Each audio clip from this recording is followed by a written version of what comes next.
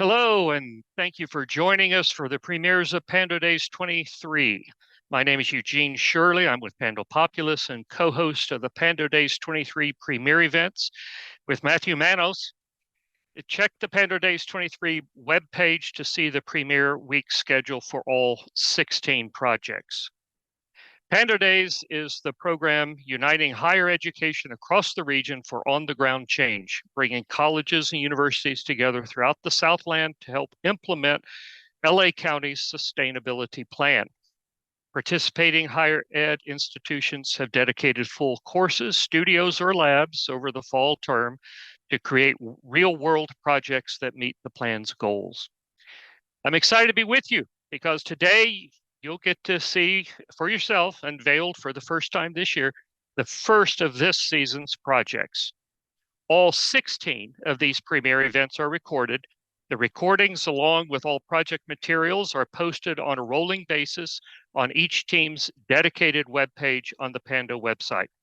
Recordings are then judged by a distinguished panel of specialists in the first quarter of the new year.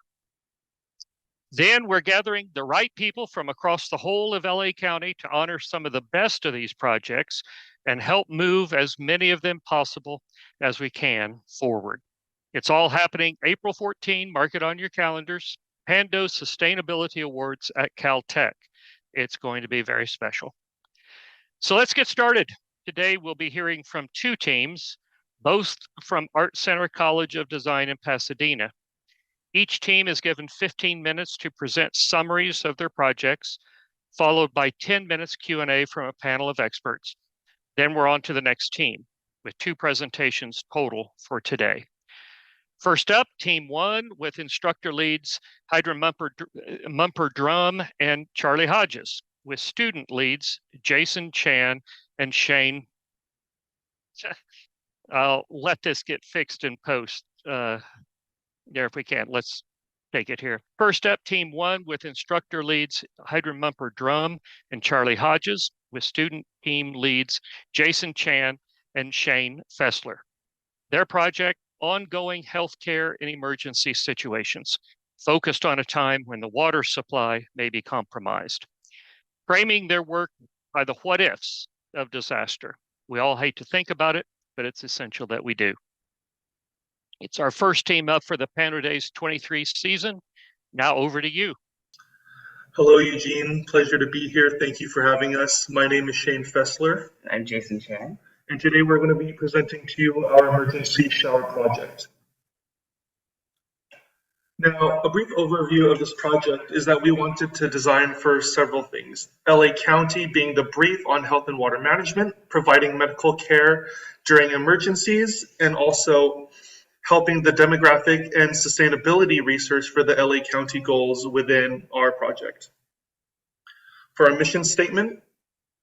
Okay, so based on these parameters of this project, we decided to choose one part of this LA County mission, which was the Strategy 1F Action 25, which was to equip retailers and especially small stores with this product, and in order to provide for the mass casualty in the lower income communities, and also to provide these water limited cleansing solutions in the time of an extreme earthquake.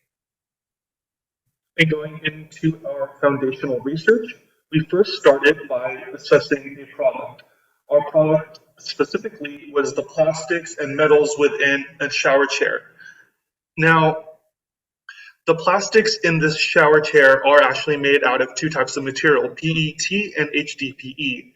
This unfortunately has a high impact score because these plastics aren't being able to be separated and thus they can't be recycled. And so based on our research on earthquakes, we went through the historical research of California's earthquakes. And so here we have one of the largest earthquakes that has occurred in California, which was a magnitude of 7.9. Though it had only 2 deaths due to the fact that it was a rural area and less developed, but it left a rupture of a 220-mile scar in the land.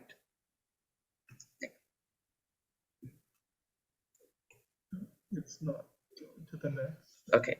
And so, but when another large earthquake, which is just 0.1 magnitude less from the previous earthquake, we could see that this earthquake was a lot larger and much more deadlier than the previous one. And so this showed that there's a major difference when an earthquake strikes into a city. And this one, closer to what our location is, which is in downtown LA, we have San Fernando, and this was a magnitude of 6.6, which left 65 deaths and over $505 million of damage. And this shows the need for preparation. And so one thing is that due to these sort of earthquakes, these a lot of chemical problems. And we have the World Health Organization, which defines some of these issues from earthquakes. And we see that there's fires, and those lead to toxic fumes being released and chemicals, also dust and asbestos. And also for the hot zones of where these will commonly occur are like industrial areas, railways, and also like the warehouses. And now on to our user-focused research. So the where, when, what, and who was described as downtown Los Angeles. The emergency is a severe earthquake. The problem would be providing a reliable shower experience with limited water and space, as well as the target market being self-aided showering. With this, a day of disaster, within 20 minutes is the average EMT response time, but because of that average response time, the distance walking from areas that would be our resource target would only be 1 to 2 miles. This would allow them not only to prep, but have an ideal time of when help can be there. Okay, and so we thought about the product locations that we could place these in, so that we thought about the libraries, the arenas, schools, department stores, markets, and parks. And all these are locations located inside of downtown LA, and this is where we plan to implement our product to use. Okay, and for the stakeholders, we have the primary ones who are for sure the disaster survivors, and also the first responders who are providing the care that these people need. And then also providing it for the businesses who will be housing our products in order so that they can provide for these survivors. And then also providing the residences also, so that if it's not for the businesses, it's also for the people who are going to use it at their own home. And this also for the other stakeholders would be also for the designated safe areas and for the emergency responders. Okay. And then for our design opportunities, we thought about the age groups that we're targeting, and then also the sustainability aspect of this project, and then also the disaster relief solutions. And then we have the first one of our user group, which is the young groups. And we're thinking about these as around the age of the teens.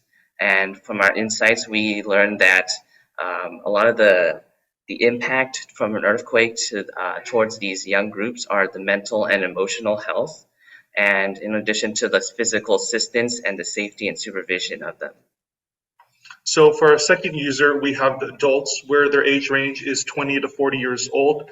From these challenges and priorities, they value a lot of hygiene and security, as well as being able to navigate through situations, as well as having to complete multiple tasks at a time.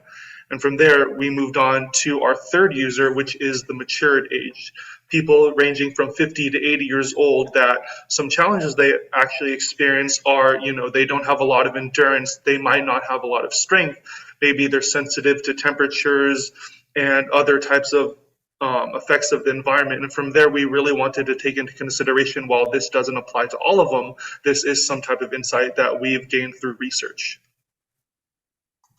Now, for our LCA overview, we actually did a pack out. This was our shower chair, and some key points that we came up with is that there were a lot of materials that couldn't be recycled, such as we said before with PET and HDPE.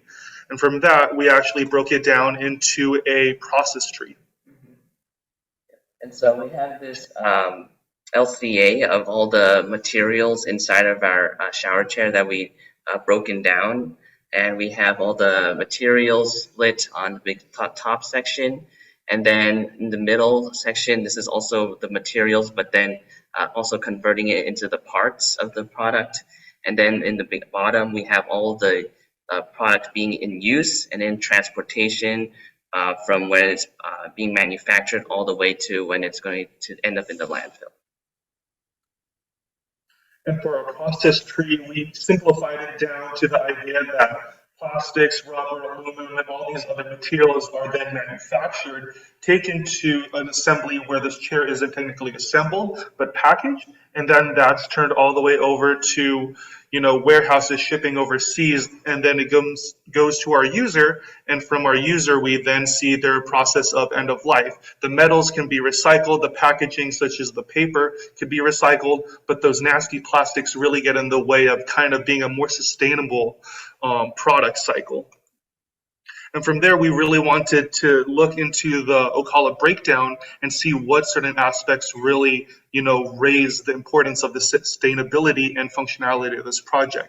Transportation, pigments, materiality, shipping from different parts of other countries to just come over to America and then be distributed is a lot more impactful than we foresaw. And we really saw from there a design opportunity that we wanted to capitalize on. And we also put this in a program called Sustainable Minds. And here we were able to find out that the greatest impacts of this product were the aluminum parts and also the carcinogens that were being released due to the production of this chair. And so we could see on the bottom is the 69.47 points of the carcinogens, which is the majority of the impact. Walking through these components are opportunities that we wanted to include were privacy and a way of cleansing while still being water efficient and comfortable. Yeah. And so we've taken these ideas and broken down into multiple refinements and then also just going through an ongoing process of design. And we have a few here, which is to solve for the like the earthquake safety, more like the comfort and portability, and also the accessibility of the designs. Here's just kind of like a basic render of our idea. And we just kind of built more into learning how we could translate our design into other aspects of not just a shower chair, but also also like the product systems of how to we translate this design for a system use. And from there, we also wanted to optimize on these hidden opportunities, thus being if they were to have an injury during an earthquake within a chair and kind of going from there, we could also see how that could benefit them from taking that problem out of the equation and into a more safe haven idea. From there, we wanted to redefine water management, being more effective and having more control of water flow and also conservation as well as reapplication. And from there, we just really wanted to dive into what sustainable showering is. Is that reducing our footprint, seeing the use and end of life system, or even seeing the long-term ideas of what our concept can bring? And from there, we really just broke down into ideating all these different types of ideas and what we could really do to solve a problem, which is cleansing in a very unflattering time. And while we can't provide them the most adequate amount of shower, it's something to give them that reassurance and security that when they are in a state of distress, there's still something that they can do about themselves and make them feel better. And from there, we present to you Exfoliate. Exfoliate is a portable folding shower that's 80 inches tall with 45 inches wide that expands similar to an X design. And that fabric is actually 65 inches, covering the average range of humans that we tested. From there, the user would be able to unzip one side of this semi-transparent material and walk into this closed off section within these disaster safe havens and allow them to rinse off, shower, and use water more effectively. Yeah, and so Here are our final parts of this design to kind of show all the portability and also how we plan to use this product. And yeah, that's it. Thank you. Thank you. Thank you. Thank you both for that presentation. I love how it took the sustainability focus and looked at it through the lens of resilience during an emergency situation. I think that's a fascinating application of the Pando Days concept. Now let's hear from a panel of experts who will comment on what they've heard and probe with some questions. We have about 10 minutes for that. With us today are two who have had very distinguished careers in the arts, both with a passion for equity and sustainability, and both people whom I count as dear friends, John Bielenberg and Doug Chang. We'll hear from John first, who's the founding creative director of Pando Populous and a member of the Pando board. John is a graphic designer, legendary in the Design for Good movement and winner of many awards, including the AIGA Gold Medal. John, what was going on in your mind as you were listening to the presentation? Yeah. First of all, I think it's amazing that young designers are focusing on sustainability. When I was in design school at RIT in Rochester, New York, we never talked about anything related to climate or sustainability or, processes after products are used. So I love that you guys are looking at this. I think that's a huge gain and a reflection of where we are in the world right now.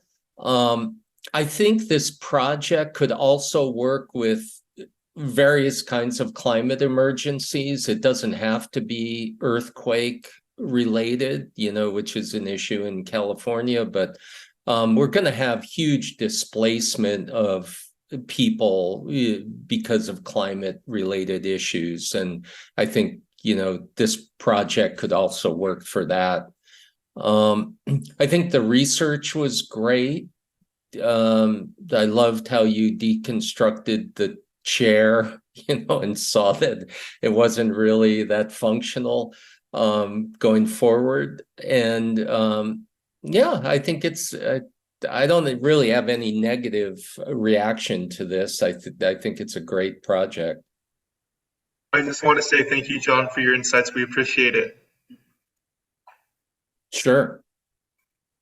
Let me go ahead and bring Doug Chang into this, and then we can open up for more of a conversation here among you all.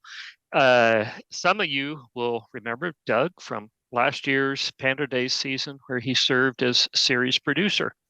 As an independent filmmaker and playwright, Doug knows what it's like to launch a project that's grounded in the arts and make of it a living thing in the real world. Doug is an Emmy Award-winning producer from the acclaimed PBS series Live from Lincoln Center. Doug, great to see you again, and welcome back to Pando Days. What are your thoughts from today's presentation? Well, thank you for inviting me back. It's nice to be here and nice to be able to see some of these projects, come to fruition. I second what John said about the depth of the research and the interest in the focus that you two brought to building real life solutions out of from a sustainability perspective. A couple questions I had for you. This is very highly dependent. The product itself is of interest to me, but also the deployment, I think, is a very interesting aspect that I wasn't quite sure how or if you were addressing it. So could you walk me through a little bit more of how the different stakeholders that you identified actually mobilize and implement a product like this in a in what would presumably be an emergency situation? Yeah. So we were thinking that our product would be housed in different commercial buildings, and then through what we believe is through like a packaging, maybe like a storage container. Or we also thought about how they could also implement into their own spaces. So like the warehouses, they have like their own rooms, and we were thinking our product, because we made it compact, that way they have multiple places to store this product. And then who would be the people to actually deploy it Mhm. from those locations? Yeah, and so based on there's another part in the LA County brief. It said that it was to equip I believe it was, there was um, like the people, the commercial people who would be working at these places, is to equip them with these products so that when there's this emergency, it's to train them in these sort of emergency responses so that once our product can be taken out and to be used for this emergency. So you're actually kind of I'm fascinated by this because your plan kind of combines a real detailed engagement between public uh, institutional government institutions who presumably would be mobilized to address the emergency on a kind of public safety level. But then you have it sounds to me like you have a number uh, of private and commercial stakeholders who would be who you would rely on to fulfill that side of the project. Mhm. How do you propose? Have you given some thought to how you would propose to get all these stakeholders on board? Would it be coming from the government side, or would you be setting up some kind of an organization, you know, specifically designed toward um, distributing this product? Mhm. Yeah, yeah. Just kind of to make it clear, so it was from the strategy 1F of the Action 24. So this is what part of the government's plan of how to implement it was to train the counties, town councils, neighborhood associations, and other community organizations to become a certified emergency response team. And so this was part of our project also was to how to implement this product, and it was through this action of the strategy. And have you had any conversations or interactions with the um, those teams that would presumably be engaged in that kind of activity? I mean, there is a learning curve that Hmm. would need to be, to be had. Is this going to work somewhat like, how they have those fire department drills in big buildings where they try to teach us all how to get out of there and what to do and stuff like that. I mean, the training is limited, but deliberately made to be simple enough that a layperson could deploy it. Is that your idea in general? Yeah. So we did learn a few from different sources. So one, we did an interview with an emergency respondent, and they kind of gave us insight into how we would implement our product. Also, how it would also be used for the emergency responders. Also, we did learn about our own school where we did have these emergency kits for students. And so we were thinking that if this was possible to be implemented in our own school, it would be possible for other schools and other commercial buildings. Great.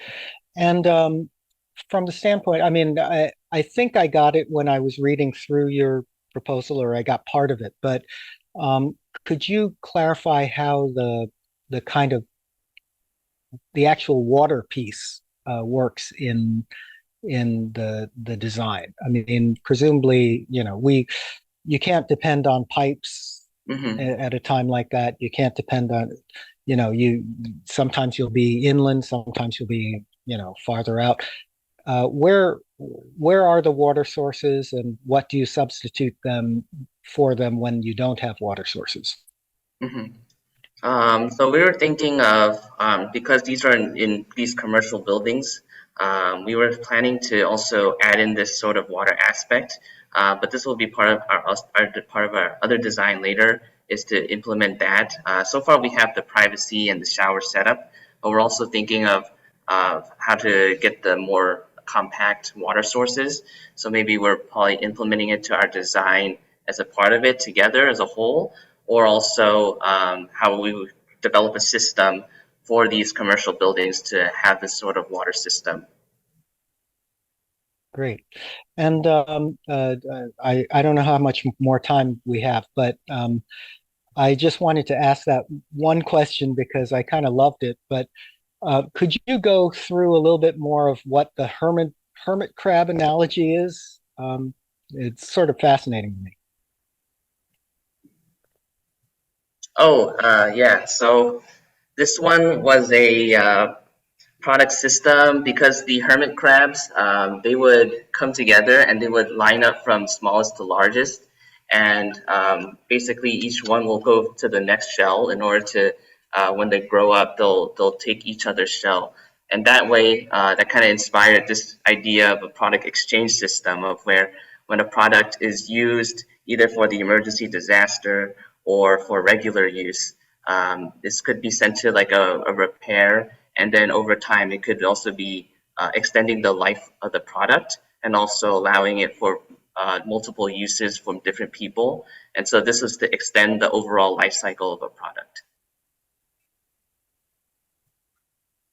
Cool. Great. Thank you. Those are great questions, Doug and John. Wonderful observation as well from you. Let me just ask one final question here of my own. It's my favorite question on anything like this, which is, what are next steps for you for taking this to the next step, actually making this and doing something with it, or prototyping it, or what are you thinking?